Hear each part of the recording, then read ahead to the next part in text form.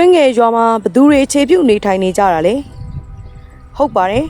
အကြမ်းဖက် PDF တွေနဲ့အားပေးထောက်ခံသူတွေနေထိုင်နေကြတာဖြစ်ပါတယ်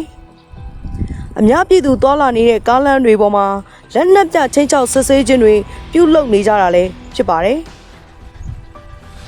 နံပါတ်1ချက်အနေနဲ့လူသားတိုင်းအသုံးချလို့ရအောင်ပြည်သူတွေကိုနေထိုင်ခိုင်းထားတာလားနံပါတ်2ချက်ကတော့ရှင်းပါတယ်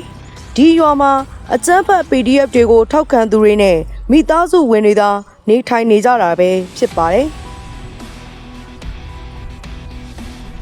သတင်းပေးတိကျမှုကြောင့်အကြမ်းဖက်အများစုရှိရာကိုရန်သူပြစ်မှတ်တိကျစွာဘုံကျဲလိုက်နိုင်ခြင်းပဲဖြစ်ပါတယ်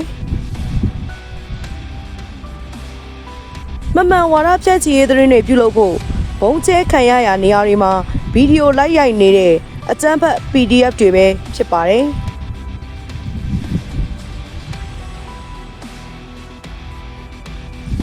ရှေ့ကပြောခဲ့သလိုပဲ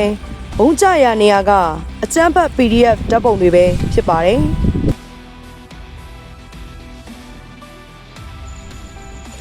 အစိုးရတပ်စခန်းငယ်တွေနဲ့ရဲစခန်းတွေကိုတာလွန်အင်အားနဲ့တိုက်ခိုက်ပြီး social media ပေါ်မှာအလွန်အကျွံအောင်ပွဲခံခဲ့တဲ့သူတွေက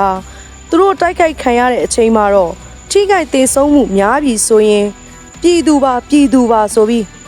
ရဲရည်ချူသတင်းအမှားတွေ social media ပေါ်မှာမြင်တွေ့နေရလို့ဒီတွင်းငယ်ဖြစ်စဉ်မှာအကြမ်းဖက်တောင်းညမ်းသူရှိရာနေရာကိုသာတိုက်ခိုက်ခဲ့ခြင်းဖြစ်ကြောင်းဒီဗီဒီယိုဖိုင်ထောက်ထားနဲ့တင်ပြလိုက်ရပါတယ်